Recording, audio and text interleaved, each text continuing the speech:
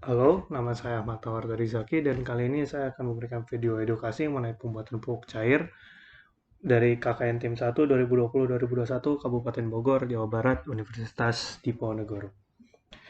Jadi, bahan dan alat yang akan kita gunakan di sini adalah sampah organik, bisa sayuran yang sudah basi, buah-buah yang sudah basi sebagai sumber nitrogennya, juga bisa menggunakan buah busuk, lalu kotoran hewan ternak, lalu juga bisa urin hewan, air cucian beras, dan juga air cucian ikan.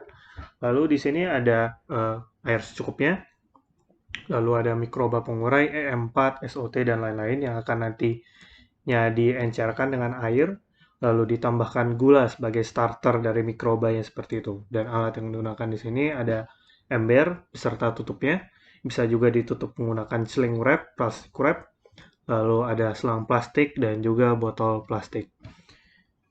Jadi tahap yang pertama yang akan kita lakukan adalah menaruh sampah-sampah organiknya.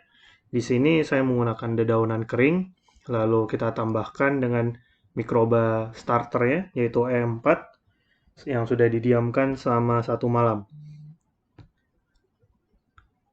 Jadi sebelum penambahan air, misalkan ada air cucian ikan, air cucian beras, itu ditambahkan sekarang. Setelah itu baru ditambahkan air dengan rasio sampah organik 2/3 dan air 1/3.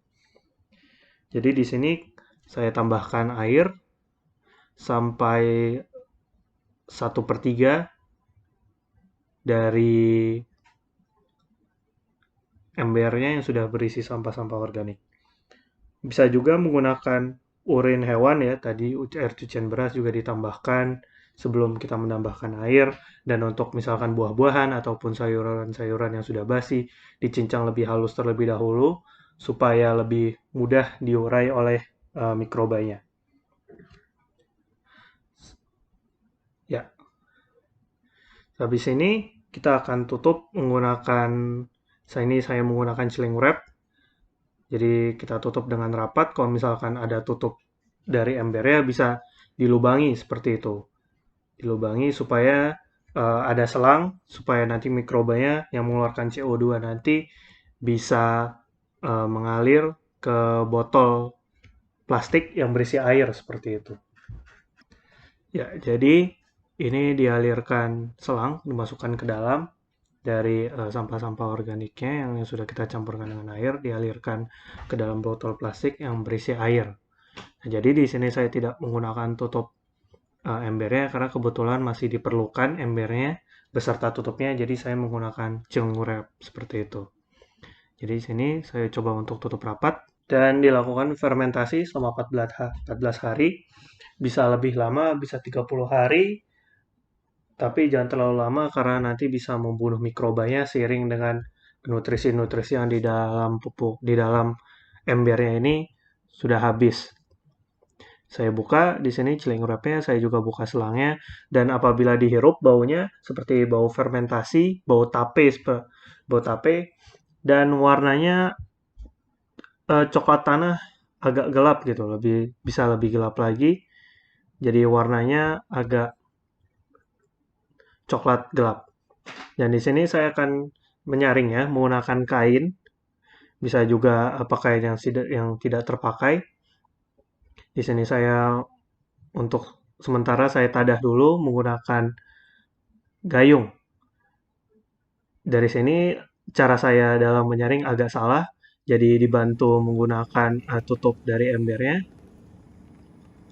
Nah, jadi bisa dilihat warnanya memang coklat ya, coklat tanah agak gelap. Lalu disaring sampai airnya habis semua. Jadi yang tersisa hanya sampah-sampah organiknya yang ada di dalam ember.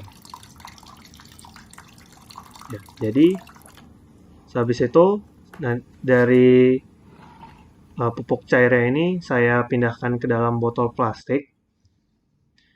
Botol plastiknya saya nanti akan ditutup rapat dan apabila ingin dipakai bisa langsung dipakai pupuk cairnya. Jadi kurang lebih di sini bisa dapat sekitar 1 liter.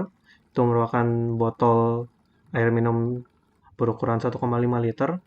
Jadi dalam satu kali membuat pupuk cair bisa dapat lumayan banyak seperti itu. Dan bisa diperjualbelikan juga ke sesama tetangga ataupun juga dijual ke masyarakat